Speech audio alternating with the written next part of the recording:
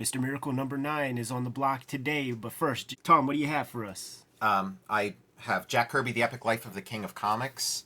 It's the story of Jack Kirby's life. You get to see everything he ever did, every person he ever met, every comic he ever made, and it's available in better comics shops and bookstores. You can join me on patreon.com/JimRugg, where you can see how I make the comics I make. You can download my out-of-print, hard-to-find mini comics and zines, lots of original art, scripts, process, behind-the-scenes kind of stuff. And Street Angel, Deadly Squirrel Live from Image Comics, available wherever you buy comics, comic shops, bookstores, online. Wherever you get your books, you can find Street Angel, Deadly Squirrel Alive. You go to those shops, you pick up Kirby, you pick up Street Angel, you pick up Red Room if you could stomach it. These comics are going to be coming out on a monthly basis. This first issue, a lot of copies out there right now. A lot of copies sitting on the racks, but they are going quick, and we're probably going to have to reprint it pretty soon. Get your hands on it ASAP. You can pre-order the other comics at my link tree in the description below, or just simply get it put on your pull list. It's going to come out every 4 weeks or so on a very reliable schedule. Without further ado, we talked about the New Gods number 7 yesterday. Let's continue the Franklin Mint set of Fourth World origin stories with Mr. Miracle number 9. Yeah, I don't know about you guys, but my copy of Mr. Miracle number 9 is in my safety deposit box where it belongs. So we're looking at a recent reprint of the Mr. Miracle series. Is it because Hyman is so important to you? This comic is like my number 2 favorite, just thing that's ever come out of civilization. The companion piece, like we said, is New Gods number 7, and this comic is every bit as good, every bit as mind blowing.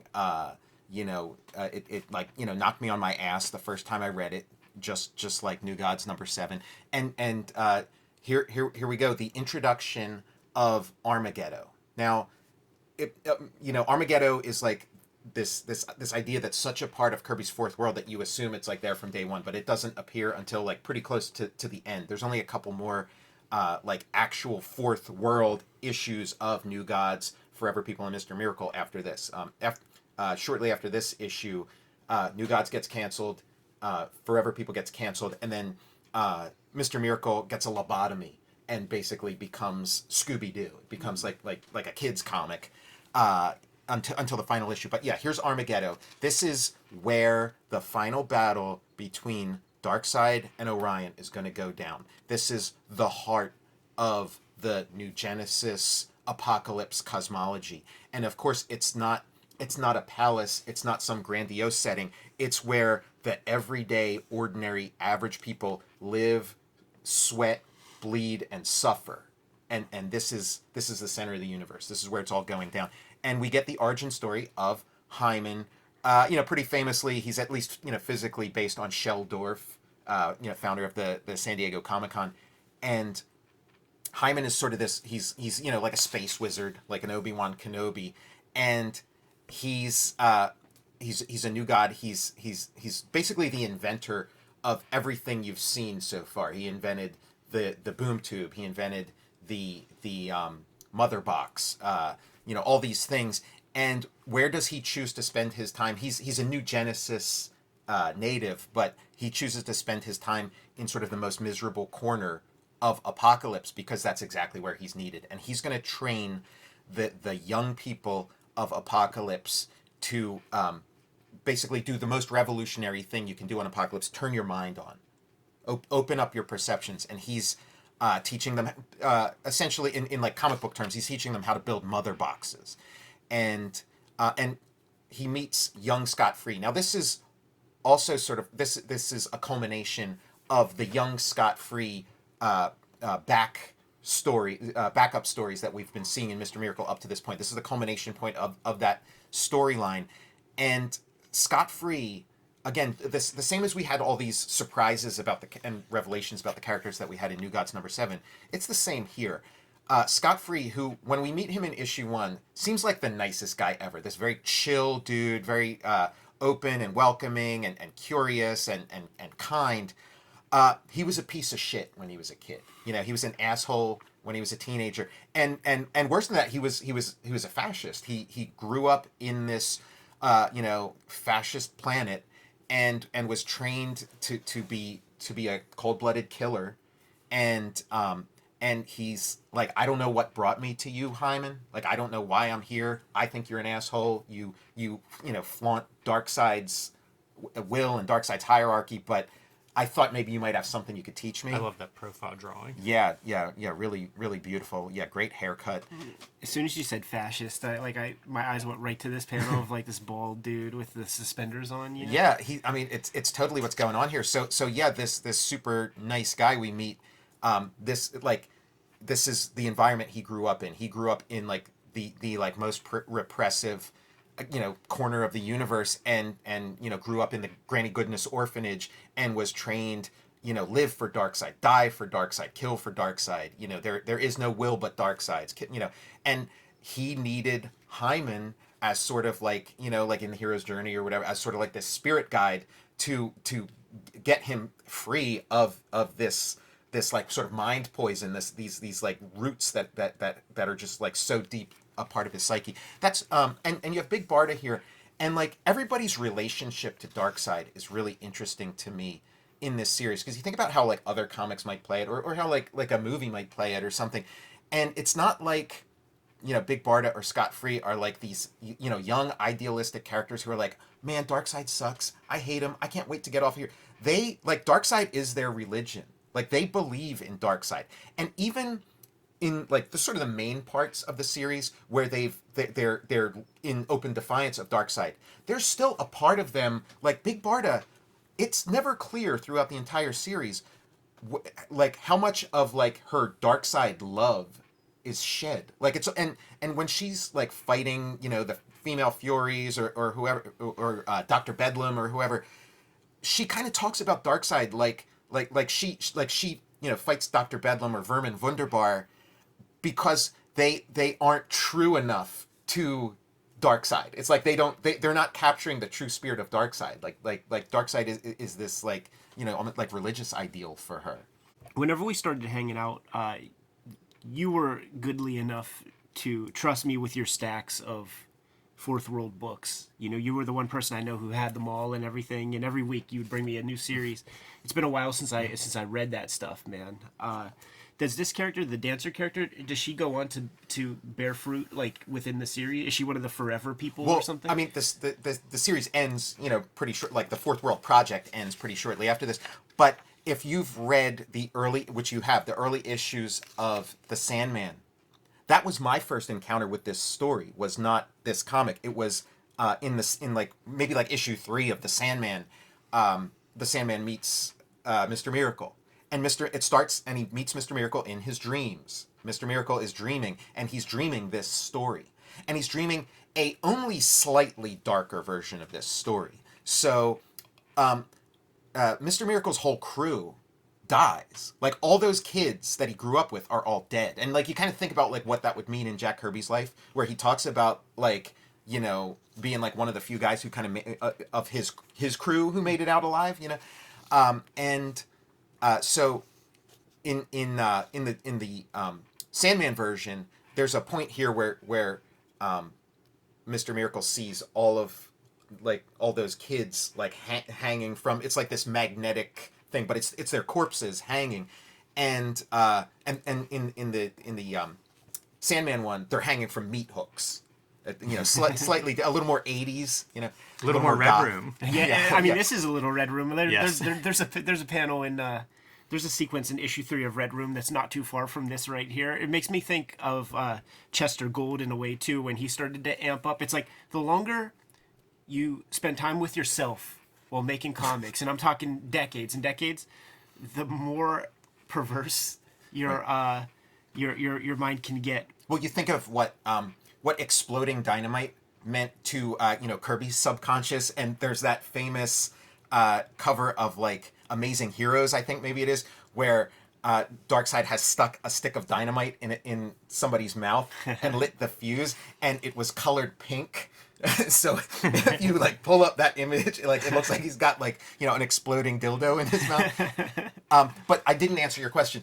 Orally only shows up in this story and is killed by the end of it, and like it's this like tragic thing. But yeah, like the way Kirby makes a comic, he imbues everything with so much like weight and gravitas and backstory that you would easily assume that, oh, that girl ends up being, yeah, like beautiful dreamer from the forever, like you assume these people go on to like these other careers and maybe have their own series and stuff. And if this were a Marvel comic, that might have happened. You know, the Adventures of Orally might still be running, but because it was DC in the 70s, it was, you know, brutally mismanaged and ended up on the junk heap with a bunch of comics. When you mentioned that Hyman is sort of based off of Sheldorf, and you see him with like a gang of kids, that just immediately makes me think of like, you know, volunteers at SDCC, or, you know, Gary Sassman and those guys who help. Yeah, anybody watching this video, like if you see yourself in here, let us know, because Kirby, like yeah, Sheldorf would bring these like comics fans over to Kirby's house. Kirby would meet them, and some of them would end up in his comics. Like the most famous one I can think of is Barry Alfonso, also a Pittsburgher, who like ended up being one of the six string mob in an issue of Jimmy Olsen, and then more famously became Clarion the Witch Boy in The Demon. So I wouldn't be surprised if some of these kids are like based on the kids that actually showed up. We need to get him over here for a shoot interview, man. He just lives over the river. I love whenever as the story's going on, we start to see the shadows coming on as the content gets kind of heavier and heavier. Isn't this this one set of ink marks? Isn't that like real out of place, man? Do you think they put the brush in Mark Avanier's hand or something? No, I mean I think that's Mike Royer, and yeah, that's not typically what we think of as Kirby, but that's part of Kirby's bag of tricks. That's Hyman's got dust on his face. He doesn't have, you know, cosmic ichor or whatever. It's dust at that point. You know, there's all kinds of things in Kirby's bag of tricks that like we don't think of as Kirby, but are there. And it's interesting. You mentioned like as the story gets weightier as it goes on, the stakes get higher, and then literally they are Barda and Scott Free, as they're making their escape from Apocalypse, are like saturated with this like heavy gravity beam. So like this journey that they're on gets harder and harder with each step. They get heavier and heavier.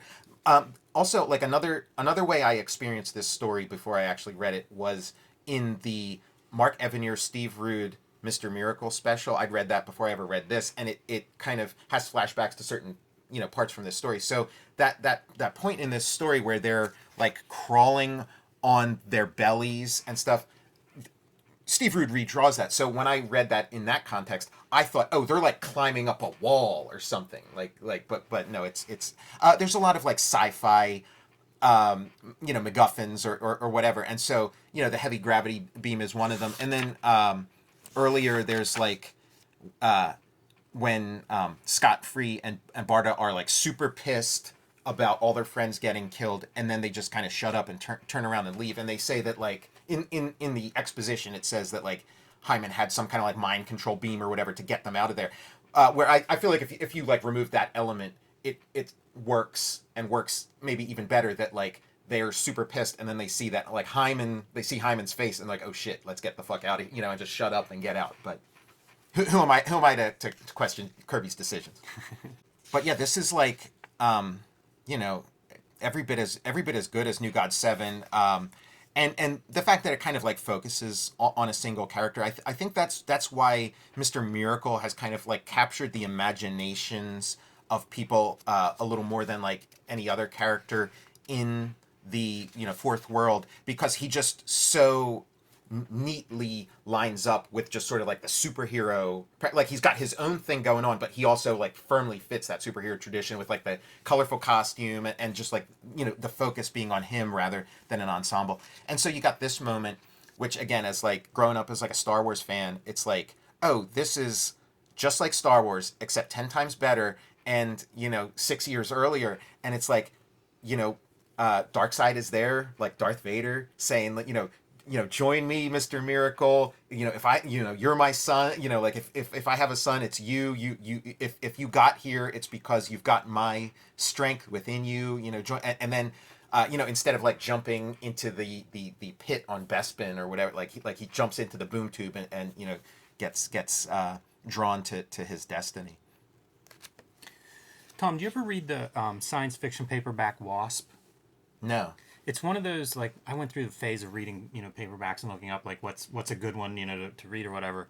And it reminds me, the main character, and it reminds me of Hyman in that, like, there's a big interplanetary war between these different aliens, and he kind of looks like the aliens that they're at war with, his people are at war with, and so they drop him behind enemy lines, which is on the planet, to cause turmoil, to create doubt, to foster resistance, all of these different elements that Hyman does, when he goes to Apocalypse, and it reminds me a lot of that. I wonder if that's something that it also makes sense if you think of, again, World War II experience of Kirby and thinking of everything from French resistance fighters, but to any type of resistance movement, not necessarily against the fascist war, but in any event, just trying to kind of foster an alternative, and to spread those ideas, those alternative ideas. I think it makes Hyman a really interesting character that's kind of timeless. Well, in sort of like a superhero cosmology or whatever, you got your good guys and your bad guys, but just in literature, those are like the least interesting characters, or like the good guys and it's like the people who are like neither fish nor fowl and sort of like caught in the middle. So and again, like that's Armageddon. That's everybody in Armageddon. Right. Is just like somebody who's just kind of caught in the middle. And like another thing with Hyman's backstory, it is a little bit like the precedent that I would see to this would be the origin of Doctor Doom in the Fantastic Four annual #2, I think it is, when Doctor Doom's young and he's sort of going from town to town in like whatever Eastern European country he's supposed to be in. He's kind of getting into the similar tricks where the authorities are hunting him down, trying to find him, and then they think they got him, but they got like a double and stuff. So like again, we're seeing Kirby revising and polishing these like stories he's been working on his entire career. I just realized going through the back of the book here that whenever you gave me the piles of your Fourth World books, you left out all the Scooby Doo. Yeah, yeah, because it's like these are my least favorite comics. They're not that bad. They're pretty like serviceable, better than average. Better than most superhero comics. But it's like when you go from Mr. Miracle #9 and then go to like what follows, it's like I've just read the greatest thing I've ever read, and now I'm reading trash for kids, and it's like I get depressed reading these comics because I can imagine like the coitus interruptus or whatever of like Jack Kirby, creatively for Jack Kirby, where he's doing the best work of his career. He thinks he's going to hand this comic in to the DC offices and he's going to get like this round of applause. Everybody's going to get up out of his chair, and instead it's like, oh yeah, this comic, yeah, kids aren't going to get this. So could you like just put some hijinks in? Can you just like, and again, they are like Scooby-Doo plots. It's like, oh, mistaken identity, and the art immediately, it's like we go from like Kirby doing his like level best with like a ton of intricacy to like, okay, this is like one step away from like layouts. This is like, in Kirby, again, this is like better than like anybody else working, but we're comparing Kirby to Kirby, and this is some fall from grace.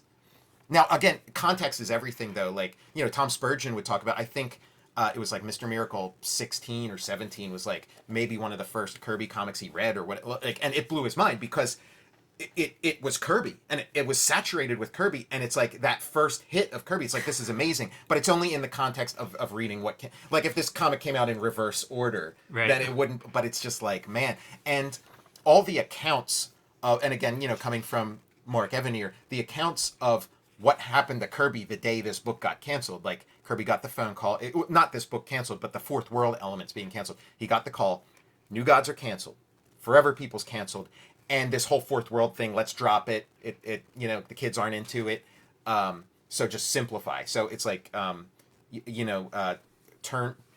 kill those two books and turn Mr. Miracle, lobotomize Mr. Miracle, turn Mr. Miracle into shit. And Mark Evanier said it looked like Jack had been repeatedly punched in the face when he got this news. Like you can imagine, like, I don't know if you've had similar experiences in your life or your career, but where you think you are on fire and you're putting every ounce of heart and soul and effort into something, and you think it's legitimately great, and then the world says fuck you, you know. And in this case, it was just, you know, DC saying fuck you. Like, you know, there were you know, young Rick Veitch, you know, and whoever are like reading this, and like, you know, their brains are sizzling. Yeah, when you think of Kirby, like there's so many instances of that, man. You can't help but feel for the guy. It's the limits of the comic book industry as it was. You know, it's about that, and nothing to do with the quality of the work. And, you know, like Kirby's one. Like, this is, you know, now being presented in multiple formats, in gigantic, huge. I wrote the introduction for the Absolute Fourth World Volume 2, where this story appears. So like, you know, it's the size of the Ten Commandments, and it's very apropos. You know, Right. that's the right venue for this kind of stuff. I think that's a good place to leave it. Kayfabers, like, follow, subscribe to the YouTube channel, hit the bell, we'll notify you when new vids are available. Tom, what do you have out there, man? Jack Kirby, The Epic Life of the King of Comics, the story of Jack Kirby's life, everybody he met, every comic book he ever made. Also, Fantastic Four Grand Design is still out there, so check that out. And I've got a Patreon. Just go to patreon.com, search my name, Tom Scholey, and I, you know, post comics as I make them. You see, you know, the whole process. You can join me on Patreon at patreon.com/JimRugg, where you can download my hard-to-find, out-of-print zines and mini-comics. You can see my original art, scripts, sketches, basically the process by which I make comics. You can get all of that and a lot more at patreon.com/JimRugg. Red Room Comics are out there in the wild. Murder on the dark web for fun and profit. So you know it's an all-ages comic. Issue 1, as of this recording, is on the stands, and we are just sending issue 2 off the press right this minute. Get it put on your pull list at your local comic shop. If you don't have a good comic shop close by, then you could, like, Grubhub this shit, man. If you pre-order it through the Fantagraphics website, hit my link tree in the description below. The first 4 issues are able to be pre-ordered there. And if you want to read the comics ahead of time, hit up my Patreon, patreon.com/EdPiskor. Have over 100 pages worth of comics up there right now. $3 for the entire archive. Subscribe to the Cartoonist Kayfabe e-newsletter at the links below this video to keep up with everything we have going on and coming out in 2021. You can also order Cartoonist Kayfabe t-shirts and merchandise at the links below this video. Said it before, I'm going to say it again, man. I'm always ready to get to drawing comics after reading some comics made by King Kirby. Jimmy, give them some marching orders, man. We're going to be on our way. Read more comics.